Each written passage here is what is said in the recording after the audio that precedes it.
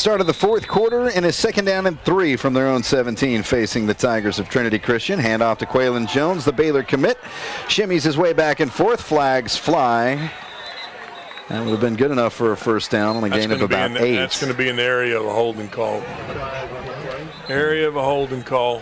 And a Tiger is slow to get up. He is on his feet.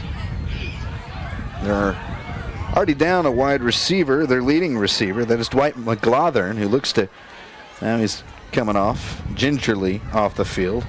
Roderick Weaver was not available for this game, actually wearing a boot on his right foot. And riding one of those scooters. I saw him. Yeah. Come down on the sideline earlier. Who needs crutches when you can help your overall 40 speed on, even when you're hurt? Those are nifty little things. It's a hold.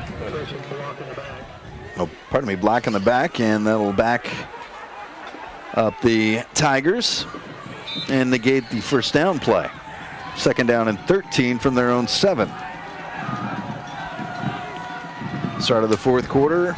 Need a turnover here. Need something to happen to get back in this football game. Got to have your defense step up and make a play for you. Offense has struggled this half. They need to make something happen defensively. Hand off to Jamarvin Hartfield. Runs to the far side of the field and tripped up, but well after he gained the first down, gain of about 17. Yeah, he's a load. He's just a big physical back, and they're running that zone read with him. They run it into the short side of the field, and it looks like they're coming off the ball, but All Saints has got to come up and wrap up and gang tackle that big joker. As the winds pick up here at Baldwin Stadium, a 1st down and 10 from their own 28. Sanders wants to pass, flush from the pocket, loops it over and into the arms of the Saints on the sideline. Good coverage in the secondary. Nice job by the front to, maintain him, knowing that once he gets outside the pocket, he can make things happen with his feet. So we had lane integrity. Good job by the defensive front right there. Upcoming schedule for All Saints, a bye week next week. So we'll be back with you on September 28th, another away game and another stiff opponent, top 5 ranked in the state, Bishop Dunn Falcons. That game scheduled for a 7 p.m. start time Friday, September 28th, right here on the Texas 24/7 network. 2nd down and 10, going the distance and caught. Making his way is Brandon Buckhalter. He goes all the way. Touchdown from Sanders to Buckhalter. Yeah, they line him up outside in the slot. Just hit him on the seam. It's just a straight go route. He hits him in stride. Really good throw and catch.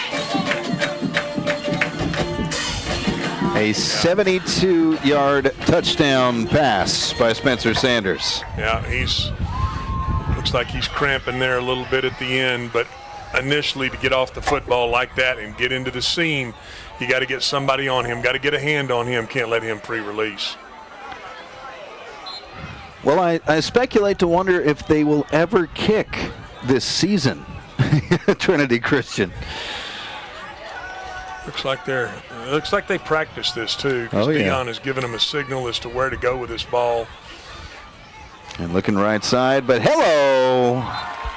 And the very, very agile for his size. He's big, but he's quick, and that is Gage Albright. Good job by making him the tackle. Get up inside there. Come and make a play. So, for the first time tonight, the Saints stopped them on the 2-point conversion, but the Tigers still lead and advance their cause throughout the night. 11-14 still on the clock in the fourth quarter, a 38-14 Trinity Christian lead. Back after this on Texas24.net.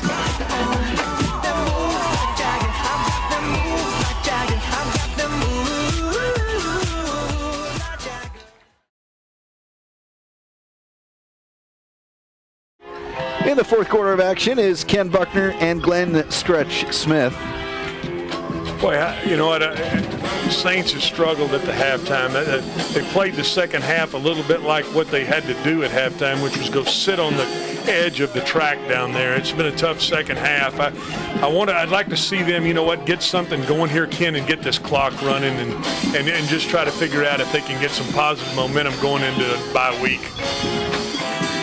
First and 10 from their own 34. The handoff goes to Jacob Matlock and a hard run right up the middle. The ball not loose. Thought for a minute it was, but nice run by Jacob Matlock for a gain of 5 out to the 40. Yeah, he looks like this offensive line needs to just step up and kind of get a hat on a hat, see if he can make a play. He's going to have to go out, and we're going to have to see Bautista come in at back. Yeah, it looks like Jacob Matlock going back to the trainer, Sasha Shapiro there. Not exactly sure what happened on that play. He's right now walking. He's walking away from the trainer. He's just walking it off, whatever it was. Maybe a stinger, perhaps, but he is favoring his left arm just a little bit, but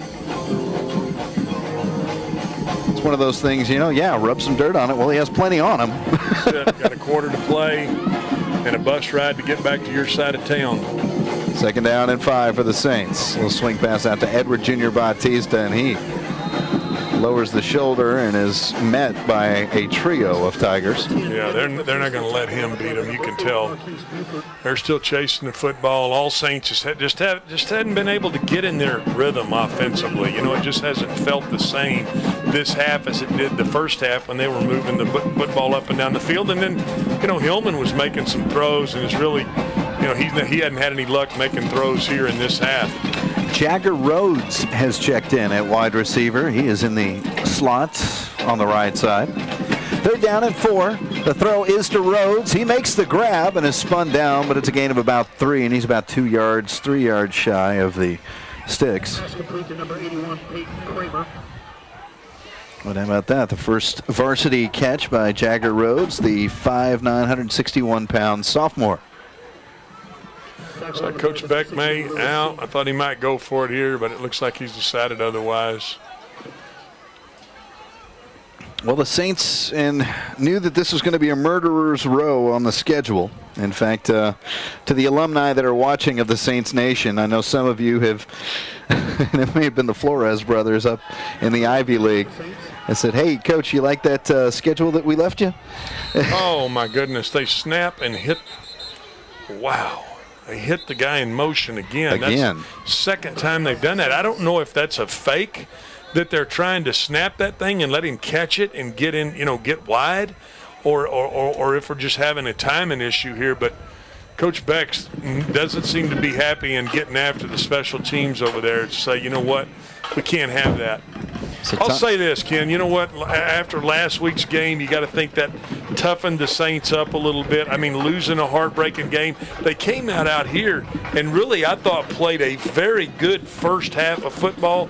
Now, the second half has been, it's been the story of kind of being behind the chains. They couldn't get anything going on this wet, damp field. Again, having a hard time getting their offense kind of in that quick, hurry-up motion like I know Coach Beck likes to do. So, you know what? Adversity. I think that teaches you a little toughness, and I kind of do like where this team is heading into their district play. I know they're getting beat tonight, but you know what? They've played 2 really good football teams, and I think this is going to teach them over the long haul.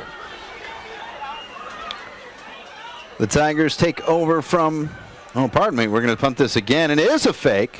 Oh. And it was thrown by Don Shea Douglas, intended for Mitch Bothwell, and that was tipped at the line. And it was absolutely there. Boy, if they'll show that replay, it's absolutely there. Watch how Bothwell's wide open. So they're going to snap it to him, and he's going to just jump up and get their hand. There's nobody to stop Bothwell. That's going to be a 20-yard gain. That's a shame. Well-designed play. Just got to get it executed. And those are things I think they'll clean up during this bye week. And that is Marquise Buford, and I want to know his vertical because, my goodness, who got that hand on it for Trinity Christian. And you're saying that, yeah, absolutely. It's a reloading year for All Saints. I mean, so many seniors, 26 seniors on the roster graduated last year. 12 of those are playing on the next level in Division I college as Trinity Christian takes a timeout. But it was about, hey, we've got these games. We're finally, for the first time in school history, in a district schedule. Saints have never had that within the SPC or, of course, had a large last year in TAPS. So, hey, we just got to get to district, but we got to be ready for it when it happens. Timeout on the field. We'll step aside. Well, no, it's a quick time. Boy, I do mean a quick timeout taken by Dion and company. So we'll stick with our coverage, actually, here. because the offense is back out and ready to roll with 8:47 left to go in the fourth quarter. Ball still on the 43-yard line, 1st and 10. And they don't have many reserves in Trinity Christian's roster, as this one flies over Sanders' head. He tries to grab it. The Saints will end up falling on it. Did they keep it, though? Sanders had another shot. I don't think they did. I think we tried to pick it up and go score with it, and I think one of their guys fell on it, and he did, 2nd down. Boy, that's a situation where you just got to try to get on this football. And I understand defense is pressing here. Everybody pressing, right, Ken? Try to get a scoop and score here. Oh, you just want to see that. And he misses it, and then their guy kind of falls back on it. I was told one time, there's a reason, son, you play defense. You can't hold that ball. What a bruising run by Jamarvin Hartfield, who plays second fiddle in this backfield to Quaylen Jones, but tonight has just been brilliant as Jones. And it looks like Saints has got some younger, trying to put some younger guys in the game. I can't tell right here numbers-wise who we're looking at. Well, Paul Breedlove is on the field, as well as Matthew Daniel.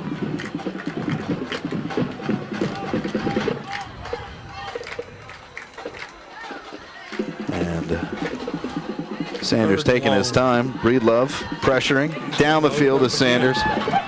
Burkhalter again, and no. Busting up that coverage is Easton Failer. Yeah, he you know what, he didn't give up on it. You like to see that. They let him run by him again, but he kept playing and then got his hand in there to break that ball up. Boy, Sanders throws a nice deep ball now. That is right in stride. But watch Failer not give up, get his hands in there, keep playing. That's what you want to see. Again, these young guys will grow up in these type of situations. So this should bring on a punting situation, a 4th down and 22 for the Tigers. But as we've noted throughout the evening, special teams not the strong suit of Trinity Christian, and sometimes they'll just go for it, for lack of a better option. But we did see earlier a punt by Shiloh Sanders, and it was a good one, and he's in there to punt right now in a delay of game.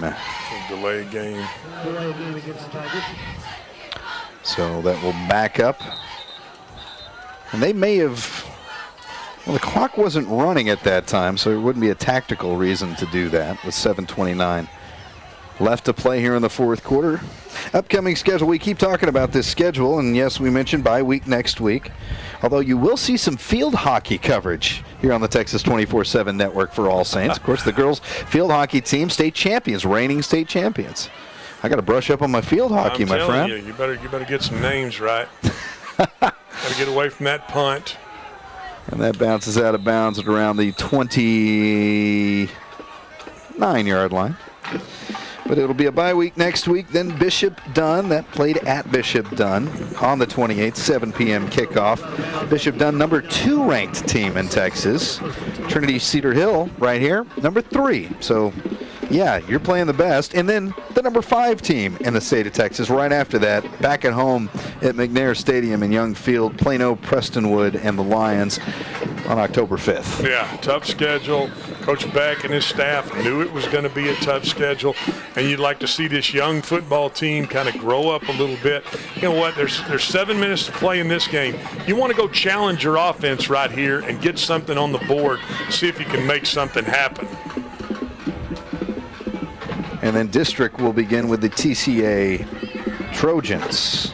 That on October 19th. Little pitch out to Jacob Matlock, and he just loses the ball.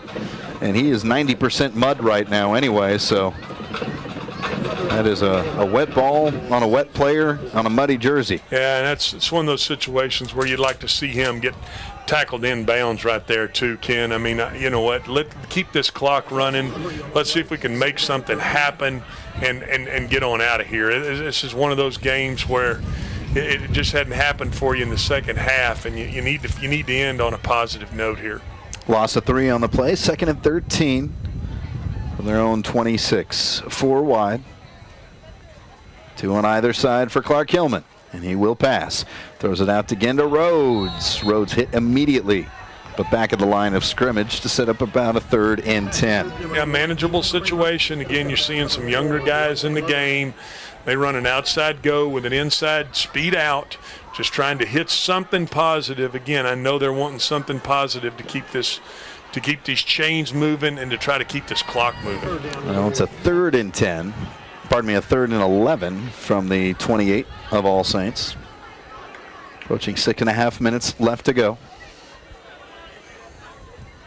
And blitz coming, yes, right up the middle. Coming. Nice throw by Hillman. Nearly caught, but flags fly all over the place to Bothwell's direction. Try to hit Bothwell on that corner route. It was a good throw, and I believe they're going to call PI on Trinity. Well, so far tonight, it has been pass interference only on the defense and none on the offense. So that was pretty nice coverage by Trey Lee, the linebacker. I like the pickup right there. They're turning the widest guy loose, which you got to do when you don't have enough numbers, and he's still able to get that football up, gets him a 15-yard penalty, and keeps the football moving. Some positive things. We need something positive in this 4th quarter. And that was a throw into the wind. The wind is coming almost directly out of the east from the Saints sideline. And that was a nice throw by Hillman. Really nice throw. He's had a pretty decent game and things to build on here. Winds picked up to about a dozen mile an hour or so with a storm coming in. Matlock up the middle, and that's good for a couple. Yeah, trying to get Trinity to bring those ends up the field and try to catch them with a draw, run something inside, maybe get a hat on a hat.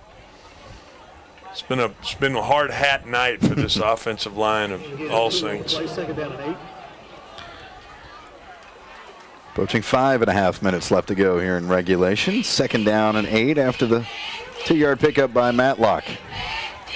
Man in motion, Hillman throws on a slant. Donche Douglas splits the coverage, and yeah, you're not going to catch Donche Douglas, who will go the distance. A 55-yard touchdown pass from Clark Hillman to Donche Douglas. Like to see that. Stick the football in there before this. They tried to bring the safety down and see if they could, kind of rob that slant route. And you know what? Hillman stuck that football in here. Watch this. I mean, this is a quick throw. Boom, sticks it right on him. Nice throw and catch. Well-timed. Well-timed. You know what? That's what we needed right there. We needed something to, turn the momentum here. Let the defense go play and see if you can end this game on a positive note. Good for Donche. Good for Hillman. First touchdown scored by All Saints since the first minute of play in the 2nd quarter. Edward Bautista boots this one wide left. No good on the extra point attempt. But it was booted with vigor, I'll tell you that much. That's like some of my when I get a driver in my hand, I swing hard. I just don't know where it's going to go. Well, it's back to a 18-point game, 38-20. 5:25 left on the clock here in the 4th quarter.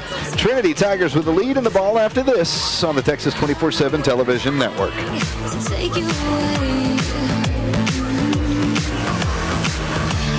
Split,